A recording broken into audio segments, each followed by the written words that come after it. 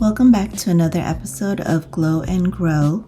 Today my guest is Lea Llovio, a conscious wellness thought leader, keynote speaker, and advisor to some of the most influential doctors, healers, and leaders in the world.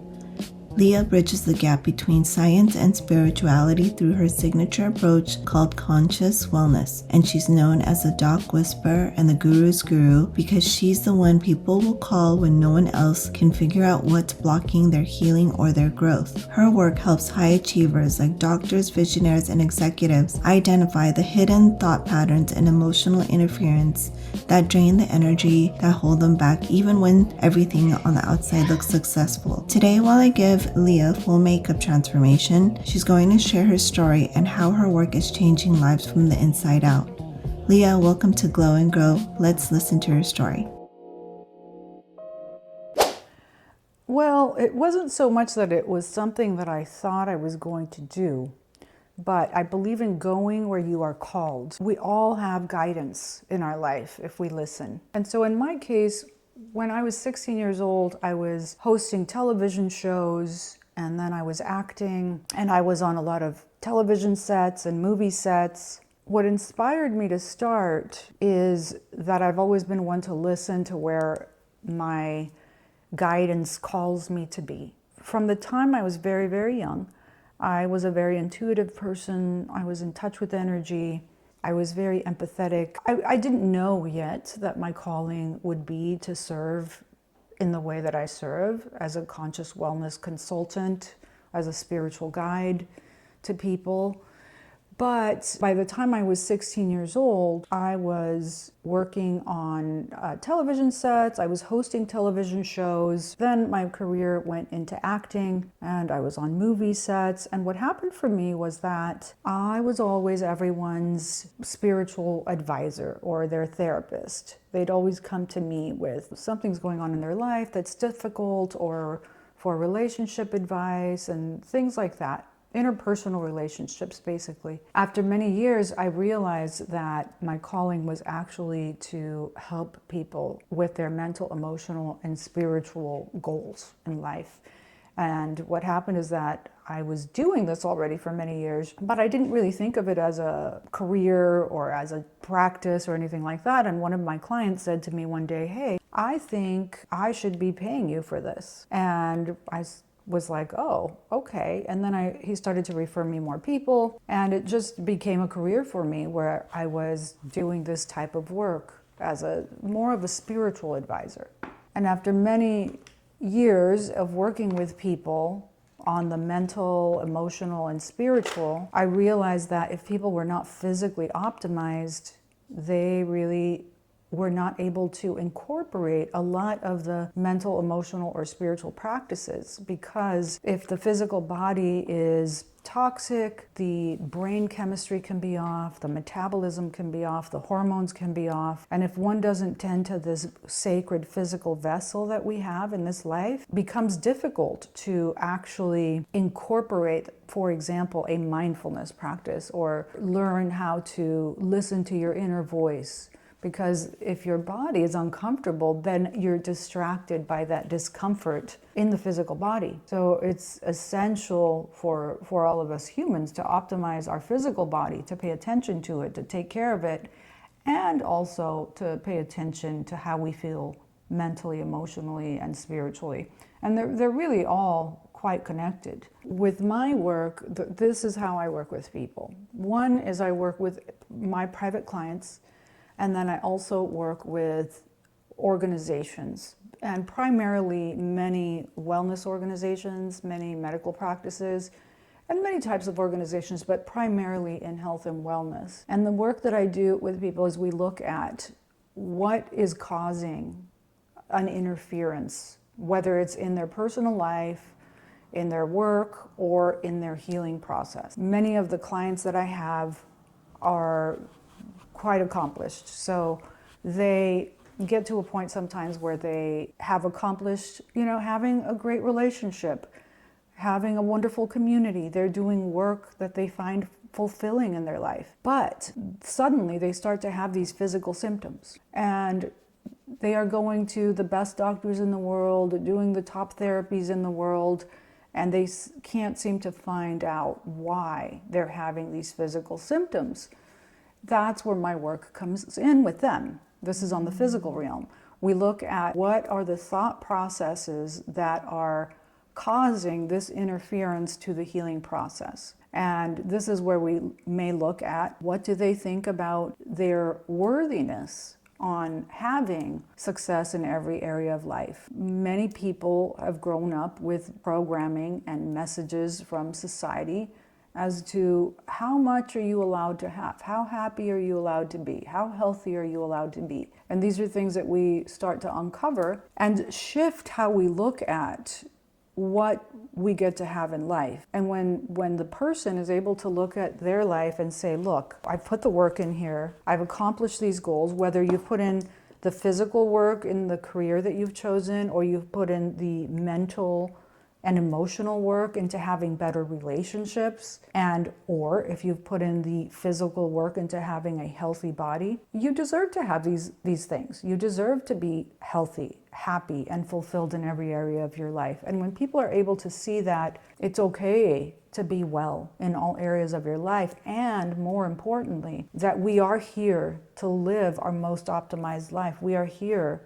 to be deeply fulfilled and joyful in every area of our life, because the more joyful you are, the more fulfilled you are, the more you have to offer to society. And we ultimately are all here to bring something sacred to the world, something that can help humanity be a little bit better. And every single person in the world has something that they can offer. But first, every person must optimize themselves first. You must provide for yourself all that you are trying to provide to the world. And you do that by making sure that you do all of the work that you need to do to optimize yourself mentally, emotionally, physically, and spiritually. If you neglect one, there's a little bit of an imbalance. And sometimes it's actually not a little bit of an imbalance. It actually becomes a huge imbalance for some people. For example, if you're just constantly focused on what you do for a living, on your work, and you neglect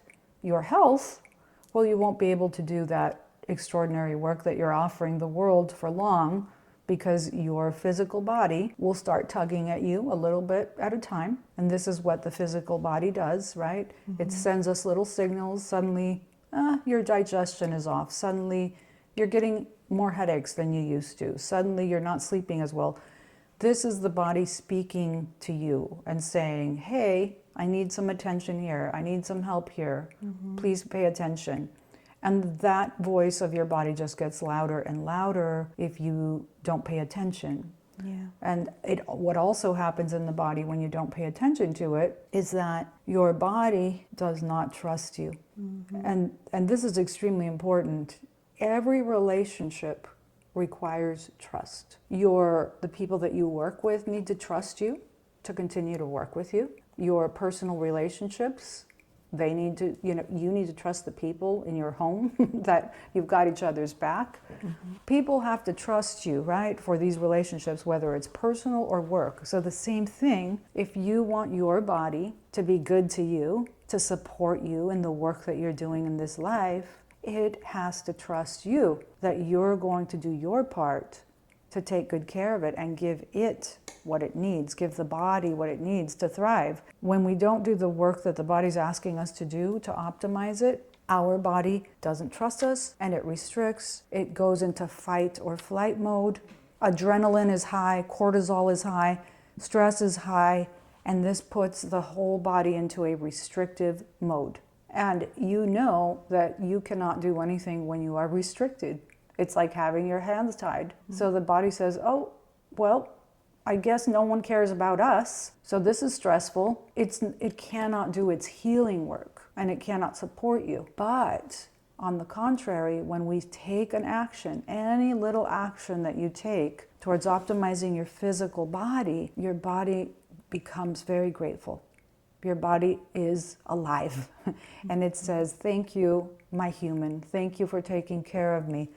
I can relax now. I can do my work. And actually there's many factors that affect what the cells in the body do. I work with a lot of doctors in cellular medicine, and we focus a lot on the cells of the body and the inputs to the cells of the body and how the cells react to those inputs. Well, the cells of the body react not only to everything that you consume. The way you are right now, as healthy as you are, whether you think you're healthy or not, is a direct result of all of your inputs.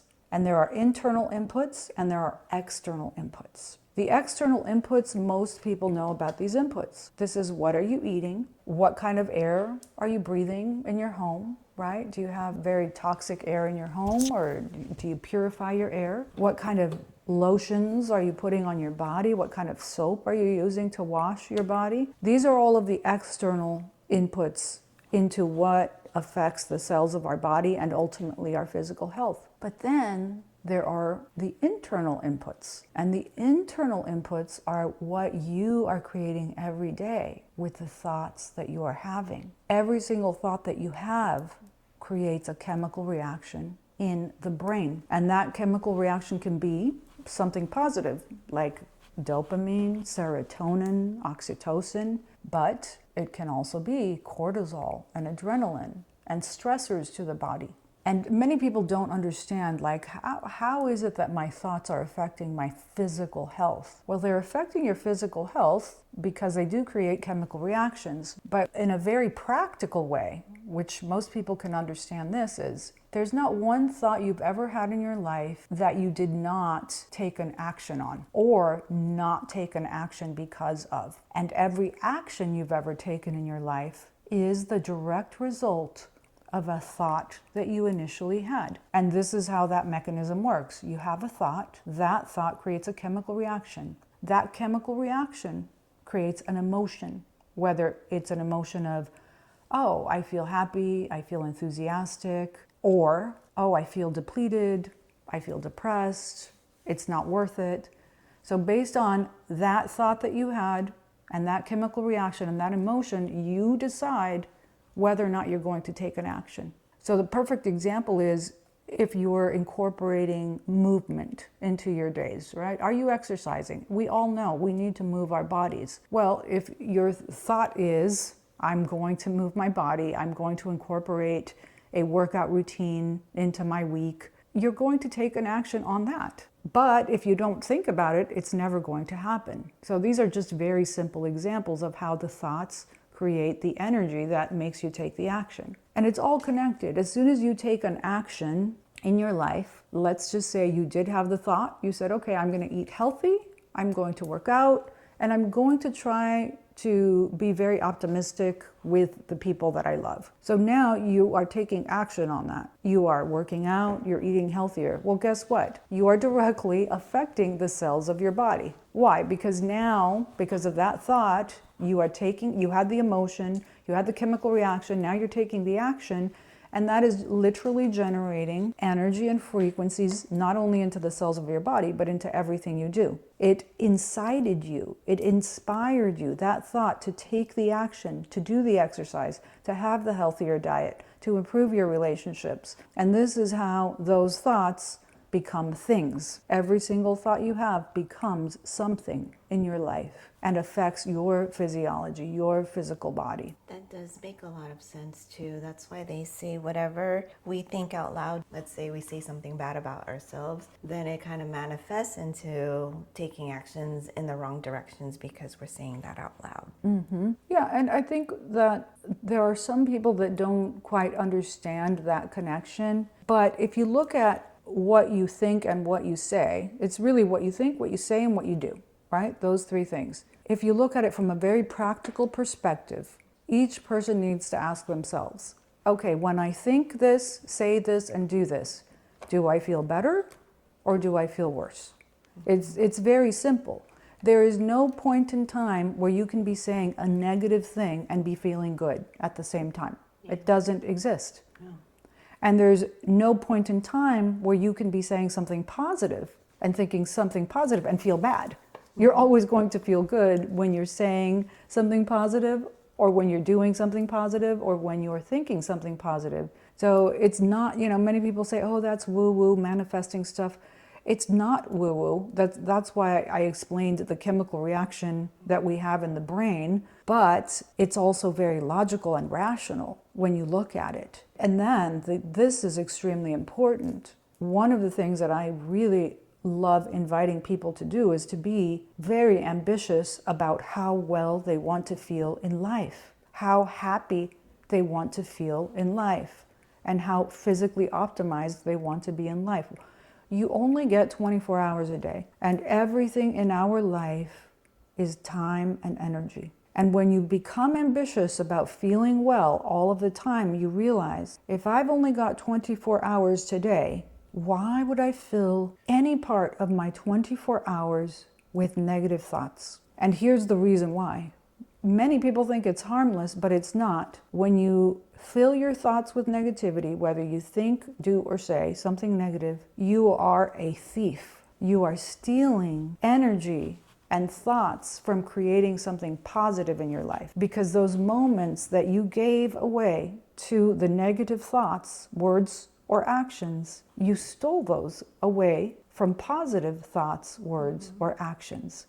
So for example, this is why people talk about manifesting and healing. If you are not 100% healthy, you need to put some thoughts, words, and actions into figuring out how to fix whatever is wrong physically. So again, this is very practical. And if you are spending time in thinking negative thoughts, then again, you just stole that time away from thinking, speaking, and taking action on something that can help you heal, on maybe making a phone call. Okay, making that phone call is, again, you thought about it, you lifted the phone, or it's a little different now with our cell phones, right? Mm-hmm. But you made the phone call, so you're speaking, and you're taking the action on doing something positive to help yourself heal. If you have, certain goals in your career, again, any time that you spend feeling bad or thinking bad thoughts about the possibility of you achieving your goals, you're stealing that time away from actually thinking, okay, wait, what can I do to do something for this career that I want? Where can I apply? Where can I start? How can I learn more so that I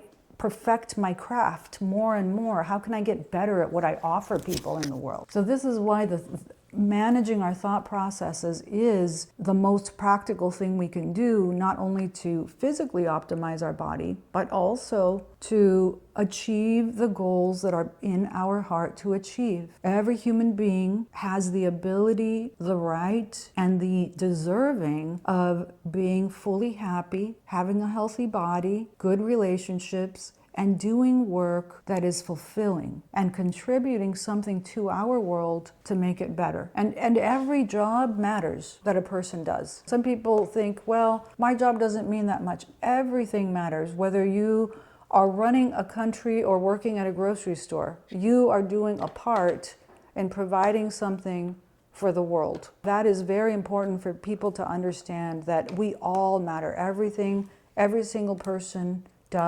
matters. How did you become someone who can see beyond surface goals like weight loss and really understand what's blocking people on a deeper level? What's in your journey that led you to that? From a very young age, again, I always had a lot of intuition, empathy, and we are all different, right? And we all bring something to the world. Mm-hmm. And again, it's important to tune into what are your strengths, what are your gifts. In my particular case, I have always been someone who is interested in optimization, primarily because I was, from the time I can remember as young as 7 years old, being able to read energy, to see more than most people see in a human being. And when you are this type of person, a very empathetic person, or someone who can read energy or see more about people than meets the eye. Many people call people like me healers or intuitives or things like this, but it may sound woo, but it's actually not. So what happens is, when you are this type of person, this is a very practical tool actually, because many people have this situation. If you are a person that feels other people's energy and you can read energy, right? That's where I always was. Many people, most, including me, we are not born with, okay, now how do I deal with this? I'm seeing all of this energy. I feel all of this energy. I can read people, and sometimes you see things that you wish you didn't. And if you don't learn how to manage that energy, you yourself can become very drained, right? So I was studying and reading metaphysics books when I was 10. When I was 10, I already knew. I knew and saw things when I was 7. By the time I was 10, I was like, I need to really learn, what is this that I'm seeing? How is it that I see all of these things? So I started reading books on metaphysics. One of the first books I read on metaphysics was by a woman named Connie Mendes. And I became very fascinated at how the mind works and how energy works. And when I was, again, 16 years old, very young, I was very blessed to be introduced to extraordinary teachers. Even younger, I grew up among many types of healers, different types of religious practices, spiritual practices, cultures. I grew up in Los Angeles, and I call Los Angeles the city of angels. Mm-hmm. And Los Angeles, to me, is an extraordinary city because we have everything in Los Angeles. And we've got a lot of chaos in Los Angeles. We've got every culture, every political belief, every religion, every spiritual practice. And I love that I was exposed to so much at such a young age. Because one of the things that it did for me is it made me realize that all humans are just trying to get through this life and do something decent and something good. Mm-hmm. Everyone is trying to get their family ahead, hopefully help some other people, put food on the table, and do some good works in the world. Your question was, how did I get here? It's all of it, right? We all get where we are with everything that's happened in our life. Everything. But this is only if you pay attention. Mm-hmm.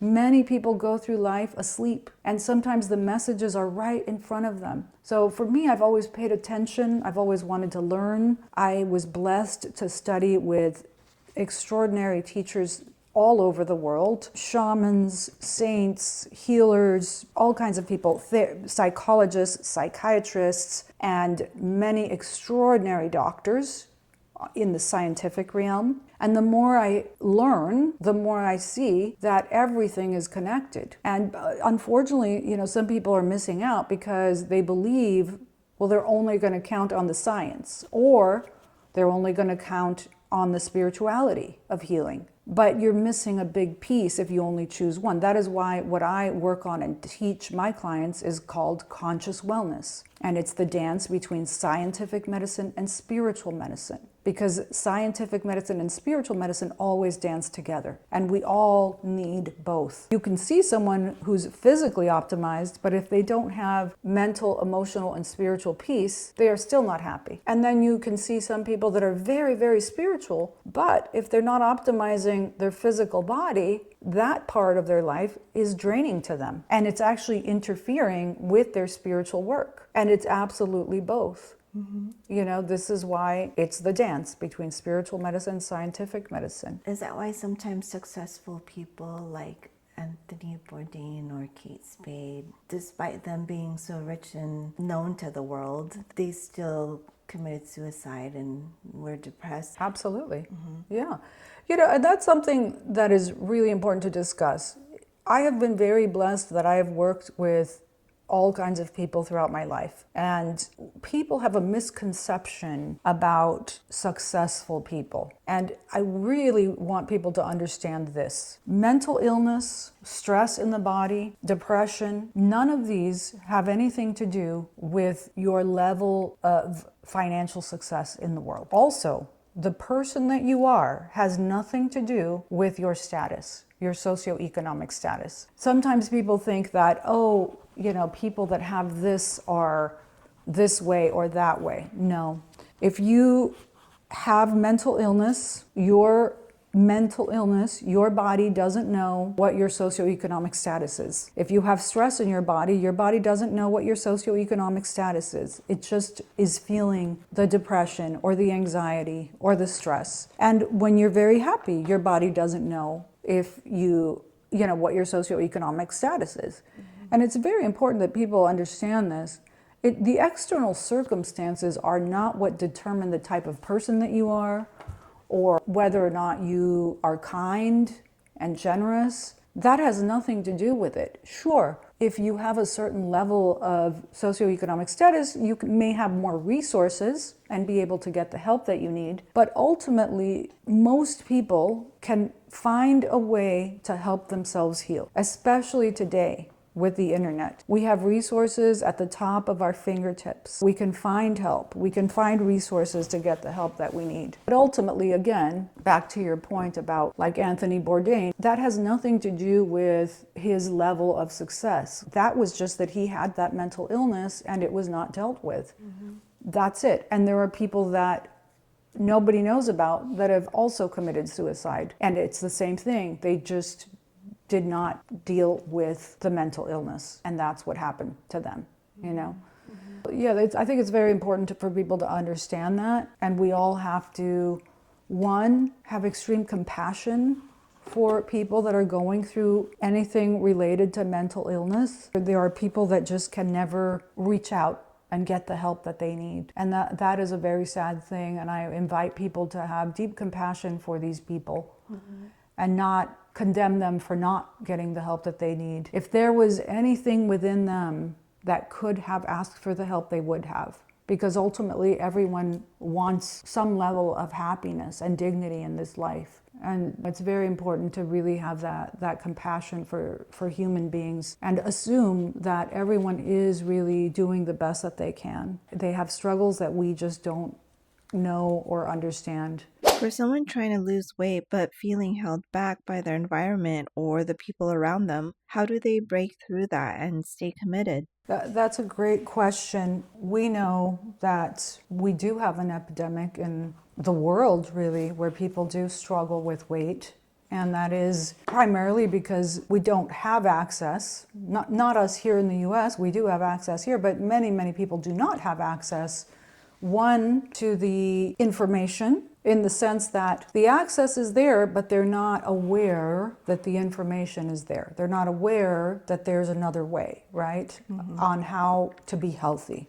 Because it's really about being healthy. It is. Not being a certain number, for example, on the scale, right? Yes. It's about being healthy and feeling good about how you look and actually feeling good physically, internally, because you're healthy. Then there is the societal pressures of how people should or should not look. I recommend that people really find their own path, right? And decide, look, I want to be a healthy person, so I'm going to pursue being a healthy person. I think your question is more about like how to deal with people. The talk from the outside, that chatter that gets to your head. That can get to your head. And so this is a great question, Tricia, because this is why we work on our thought processes. If you want to start working on not allowing people to get in your head, the people on the outside first, you have to master your own thought processes. The person that's already in your head. The person that's in your head all day, every day, and will be there until your last breath and was there from your first breath is you, are your thoughts. And so one, we have to optimize and really start to manage our own thought processes before we can worry about whether or not other people's thoughts and what they're saying and doing is getting to us. To not let other people's comments get into our head, first you have to learn how to manage the thoughts that you are already having in your own head about yourself, about your life, and about other people. And there are certain thoughts that generate positive feelings and optimism and will help you to be more proactive about taking action in your life to get to those places that you want to get. And one of those things may very well be that you want to get to a healthier weight or a healthier status in your physical body. And then there are thoughts that can really interfere with that and block you from taking action. I will provide a list for your community so that they have a list of those 8 primary thought processes that can really be optimized. And if they're not, they can really interfere with the healing process, with the manifesting process, with really living your life the way you want to live it. So some of those are criticism, self-criticism. People look in the mirror and instead of looking at what's positive, they're looking at what they can critique about themselves. This is self-judgment. We want to remove these kinds of thoughts and this kind of language from how we speak to ourselves. And the reason why is because every time you're spending your time on criticizing yourself or judging yourself, you're telling your body, hey, we're not happy, we're not good. And your body again goes into restriction mode.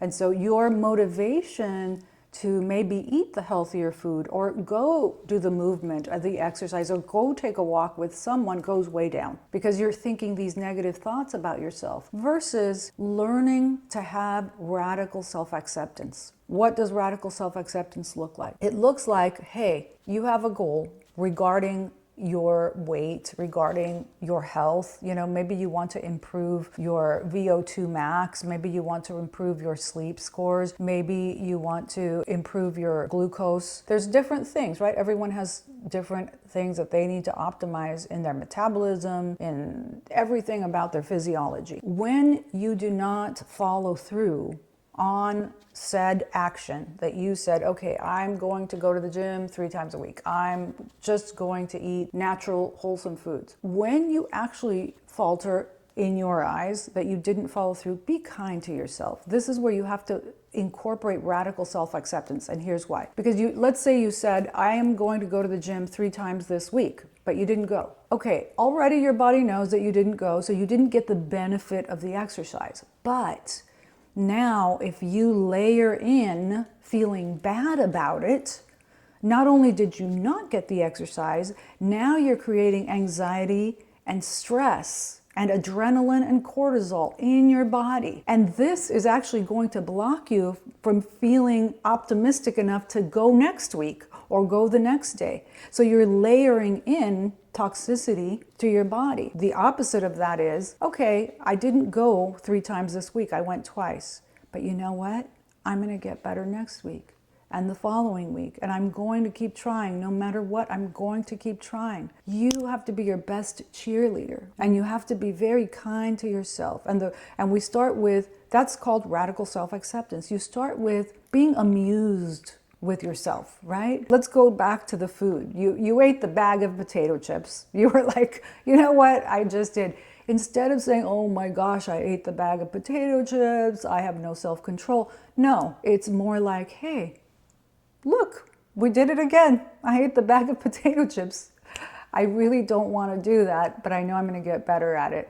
But you know what? I want you to talk to yourself like your most beloved child and say to yourself, sweetheart, you'll do better next time. Be kind to yourself. Speak to yourself with radical self-acceptance, because when you do that part, guess what happens? You ate the bag of potato chips that probably had really bad seed oils. You know that's not good for you. But now, if you forgive yourself, if you accept yourself and encourage yourself, now your body is saying, okay, guys, yeah, we ate that bag of potato chips, but look at how kind my human is to me. I'm getting encouragement. I'm learning that I don't want to do that, but that I can do better next time. And guess what happens? Just like a child, if a child spills something on the floor and you just clean it, help them, tell them, hey, let's clean up what we spilled on the floor and you're going to do better this next time. And you hug them and tell them, it's okay, sweetheart. You're creating and you're generating oxytocin, serotonin, and dopamine. And these are positive chemical reactions in the body that help the person feel supported and loved and help the person feel like encouraged. Okay, I can do better next time. So our job, before we focus on not letting other people get into our head, is really starting to watch what are the thoughts that we are having all day long. What thoughts am I thinking about? What am I thinking about myself? What am I thinking about myself and other people? You can only clean your side of the street in life. You can only take control over your own thought processes and what you are generating in your life. And it's very interesting because the more you become very precise and very observant about the thoughts that you have every day of your life, and you start to clean up those thoughts. Every time you think of a negative thought, say cancel, cancel. I'm going to upgrade and update that thought to something positive, and you change it to something positive, something encouraging. You make this a practice. You don't make this a stressful thing. And you become amused with yourself, like, oh, look at me, I'm having these negative thoughts again. Oh, look at me, I'm eating the potato chips again. And be amused with yourself, but also encouraging to yourself. When you start to do that, you're going to have a radar that is going to be much clearer. And when you're around people that are saying the toxic things, you're just going to see it quicker. And what may happen and does happen for many people is less and less you're going to want to be around those people. Or those people may just somehow start falling out of your life because you are now generating a different vibration in your life. You are watching your thoughts. And every time you make the effort to optimize a thought to something positive, you're lifting your vibrations. And you're lifting everything and everyone around you. And so suddenly the vibrations around you are so positive that the negativity and the toxicity just starts kind of repelling. It becomes a repellent to the negativity.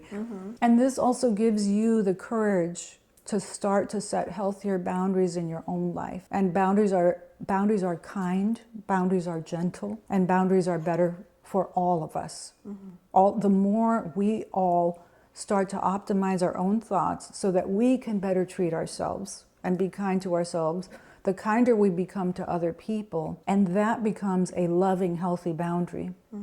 And we start to model to other people what it is to be positive, to be kind, and to speak kindly to ourselves. And this affects everyone in the world. And so this is how we shift from looking at, oh, I want this number only on the scale, or I only want to be this size, to how can I be my healthiest? And the kinder you are to yourself, you start to choose better foods. You start to say, you know what? I do want to take really good care of this body. And then we move to another level, which is really falling in love with your body. What does that look like? That does not mean that you're going to become this egotistical person saying, oh, look at me with this great body. No, it's waking up every day and saying, oh my gosh, this body made it to another day for me, to give me the chance to live a life. Today, I got this body that is going to allow me to love people, that is going to allow me to feel loved, that is going to allow me to say something kind to another human being, to do my work that I'm passionate about, to go somewhere, to look at someone, to hold someone's hand, to send someone a good text message that might uplift their day. This is how we need to view our body, as a sacred vessel that carries us, that gives us the ability to do good works in the world. We are working in longevity and in health and wellness at extending our life. And we are living much longer than we've ever lived. But there's no guarantee. None of us knows how many days we get. And so these sacred vessels that we call these human bodies are the ones that are doing all this amazing work for us every day. They allow us to see, to think, to speak, to hear, to walk. And whatever part of the human function that you have, it is a great endeavor to optimize it as much as you can to the highest level. If you believe that you have a soul, if you believe that there is something greater than this physical realm, you have to understand that your beautiful soul chose the physical vessel. It chose to be in this body. And so give your beautiful soul the most optimized, healthy body that you can. And this is, again, conscious wellness, the dance between spiritual medicine and scientific medicine. We always dance together. I love that so much. It really puts in perspective about, it's really not numbers, it's not how you look. There's so much more to everything than just how you look in a number. If you feel really good and you're optimizing your body and how you feel, you're able to spread that love and feeling that you're feeling inside too. So yeah. No, absolutely. Really you're right. And your body needs those happiness molecules to be optimized and heal. One thing you can't control all of the time, we always talk about the inputs in medicine. In cellular medicine, we talk about inputs.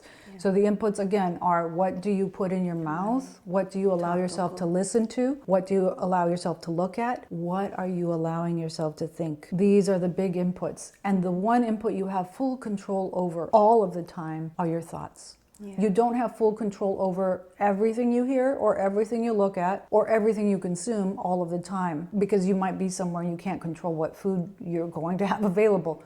But you always have a say in the thoughts that you allow yourself to have all of the time. The passion that you feel about how you help people, I feel like a lot of people have lost that passion in their own job or whatever that they're doing. But that could also be because they're doing something that they don't enjoy. They kind of, like you said, they're not really awake. They're still living through life sleeping and not realizing and listening that they have a potential to be greater than who they are. You know, many people have not found their purpose, right? And so let's talk about some good, easy tools to find your purpose. One is believing that you do deserve to have one, that you are allowed to have a purpose, that you are allowed to do something that fulfills you in your soul. And let me be very clear, this does not mean that we don't understand that some people are in survival mode. And there is a time in life where some people don't have the luxury of doing their purpose, right? So we have to find small ways in which we can start to incorporate our purpose in our life. One of the ways that I work with my clients on incorporating this purpose and learning and figuring out what really is my purpose. I have a morning practice, I call it the 3-3-3s, and it's very short and it's very easy. One, it's a combination on how to start your day to be really full of energy and give yourself every opportunity to have everything you need to live your best life and to heal your body. And the second part of it is finding your purpose and coming into your life with a purpose every single day. So one, you wake up in the morning, you take 3 breaths, and you think of 3 things that you're grateful for. Just 3 things. I don't ask people to take a notebook and write 3 pages long. If you have time, wonderful. Most people don't have time. Most people do not have even the 20 minutes that is recommended for meditation. So we find shorter, easier ways to get the same benefits and come into our day full. So you think of 3 things that you're grateful for, and then you think of 3 intentions that you have for yourself. And this is where I ask people to go big, go bold, ask for anything you want. If no one was watching, no one was listening, the sky's the limit, and no one would judge you, what are the 3 intentions that you have for yourself that you really wish you could have in your life? And the most important one is 3 intentions that you have for how you want to help other people. How you want to serve humanity, where you can do something nice for someone today. It could be something very simple as just letting someone go first, letting someone pass you on the freeway, opening a door for someone, sending someone an emoji.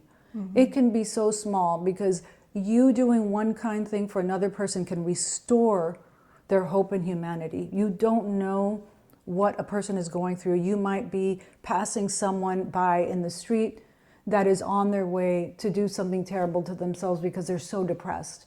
And let's just say that you smiled at that person and said hello, you might save their life, because they might say, wow, there's still good people in the world.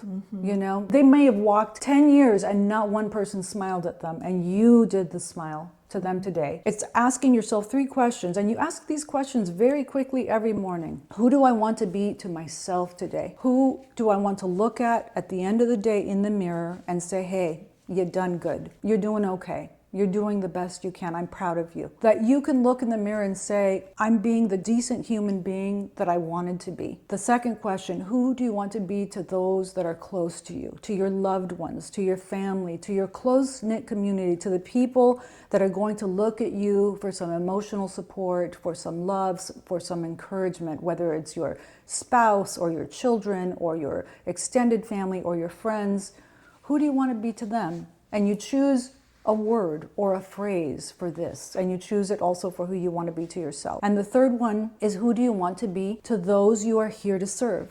We're all here to provide something for the world. We all have work to do in your work, to your coworkers, your employees, your employer, the people that require your services. Who do you want to be to them? And you choose again a word or a phrase. So you've got these 3 words or phrases, and this slowly starts to help you see what is your purpose in this life. What are you here to do? And so we keep it very simple and very small for those people who haven't found their purpose. If you just have a word or a phrase on what you want to be to yourself, to your loved ones, and to the people you serve, you start to find your purpose. And the reason why we do this as well is because, as you were talking about earlier, when people are making comments about how you look or what you're doing and how you can stop that from getting in your head, well, you have these purpose phrases or anchor words that you can always take yourself back to throughout the day when things get hectic, or when you are at that social event and someone says something that isn't so nice. You can anchor yourself back to, like, you know what, I said I'm going to be this type of person. I'm anchoring myself back to be in my dignity, in my self-respect, and also be kind and respectful to others. And I don't have to react to what they are saying to me or what they are doing that is maybe not so kind. And so this is how we start to navigate with these little baby steps every day, just little things that we do. And this morning practice only takes 3 to 5 minutes. And this will really, I've seen this change lives. It's interesting because I feel like I naturally kind of do that a little bit now today. But you said it in a way that what I was doing, I guess, naturally, I didn't know how to say that out loud. And you just said it out loud as how people should really live their day every day. Yes. Because sometimes they'll wake up and feeling like, oh, gotta go to work. It's Monday. And those things really do derail, or something bad happens in the morning and another little bad thing happens and they think, oh great, is this going to be my day? Right. So those are really great practices that you had advised people to hear, and I think everything you said today is amazing. Oh, thank you. And I will provide the links to those because I have a printout of that, which makes it really easy for the thoughts and for the morning practice. Yeah, we'll have that all in the description so that everyone can see that too. Is there anything that you want to tell the audience or the viewers about your practice if they want to reach out to you or work with you, or any other sources that you feel that you'd want to share with them? Sure. If you want to stay connected to me, the best way is to follow me on social media, which Tricia, you'll put that in the show notes. If you want to work with me, either as a one-on-one, or particularly if you are an organization or a medical practice that wants to have me consult for you, that information is on my website, which Tricia will also provide in the show notes. And that's really the easiest and best way to stay in touch with me or to work with me. Okay, go ahead and take a look. All right, excited. Wow, oh my goodness, that looks amazing, Tricia. I love how you did my makeup because I don't wear a lot of makeup to begin with, but this is natural, but it's also corrective, right? Because we're all asymmetrical and we all have things, that we want to fix a little bit. So I love it. It's so natural, but it's refreshed and it makes everything look just so much better. I love it. Thank you so much. So cute. I love it.